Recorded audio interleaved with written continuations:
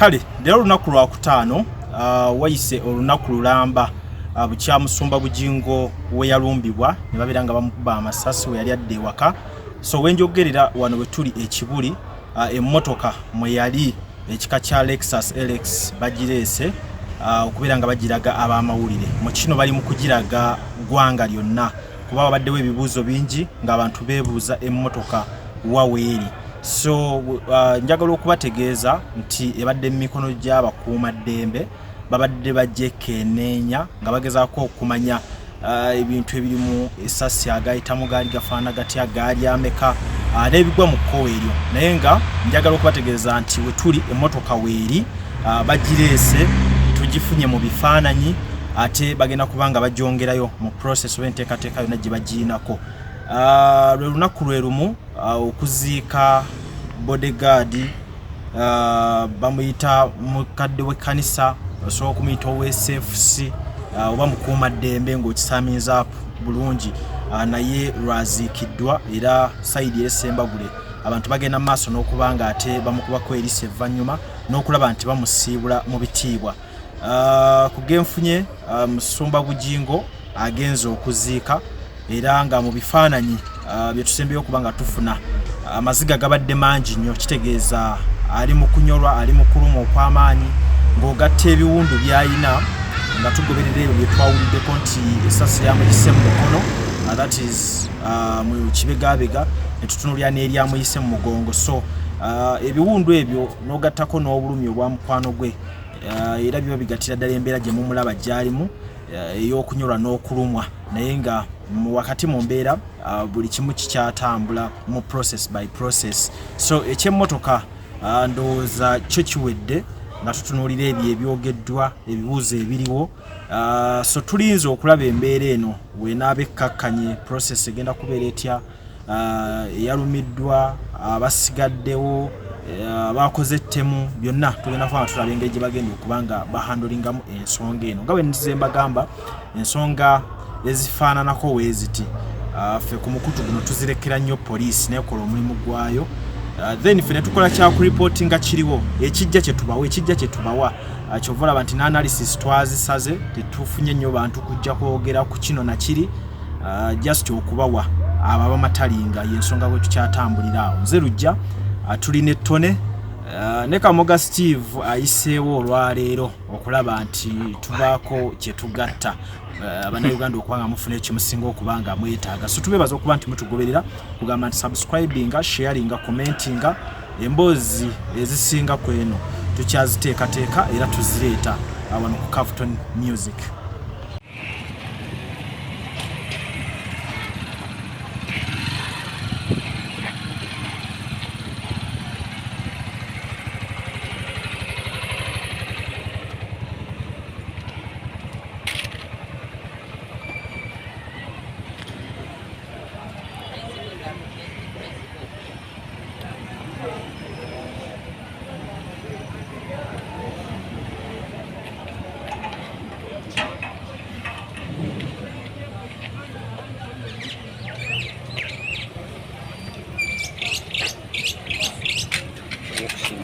Mana soko suula ke saw yango jëm caméra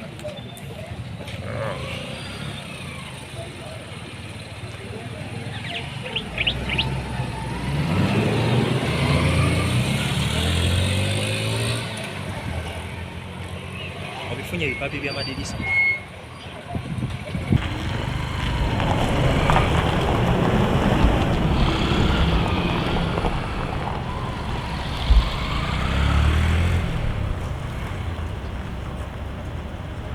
Morris Cakes and Events Limited bakola cakes eza birthday, okwanjula, baby shower, bridal shower mu buli design yonna gy'oyagala, traditional cakes n'ebika ebirala kw'ossa n'okutegeka emikolo ne girabika bulungi. Basangibwa wa Kaliga okumpi n'akatale k'aba veteran ku namba z'essimu z'olaba wansi awo ku call ne WhatsApp. Kola order keeke kutuukako yonna gy'owangaalira. Nkujjukiza gwe omulungi atulaba nti tuli ku Faruku & Sons batunda ebintu ebikozesebwa mu nnyumba byonna.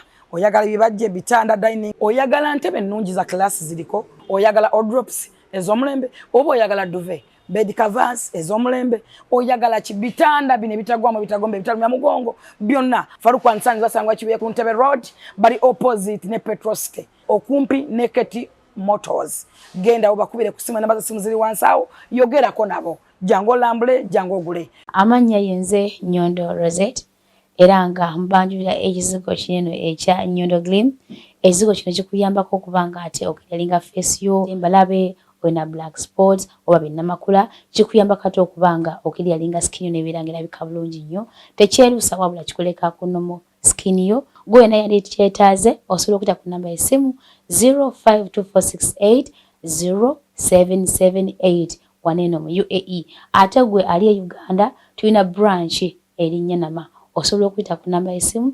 0775150811 Tumaniza mu International Conference ku Healthcare and Social Worker egenda okubeera u June nga 21 paka 22 mu Ontario Science Centre 770 John Mills Road North York on M3C IT3 ng'omulomo guli nti Health in a Social Perspective oba ogenda okubeera international delegate ojja kusasula Canadian dollars 4 ate local delegate Canadian dollars 3 mate eno conference tesosola tujja kwaniriza bamaama bataata bakadama babankazi aba human resource ba artists buli muntu akola mu bantu betulize ba social workers ga mu healthcare ba doctors ba nurses ba caregivers ba RPN ba counselors ba ARN ba PSWs na bonna abantu abakola mu bantu ba social workers okumanya ebisingawo kuba plus mukaga nnya 770222922 oba plus munya 377288982 Platinum Wellness Spa offers therapeutic massage services complimentary with sauna and steam bath for your full body cleansing.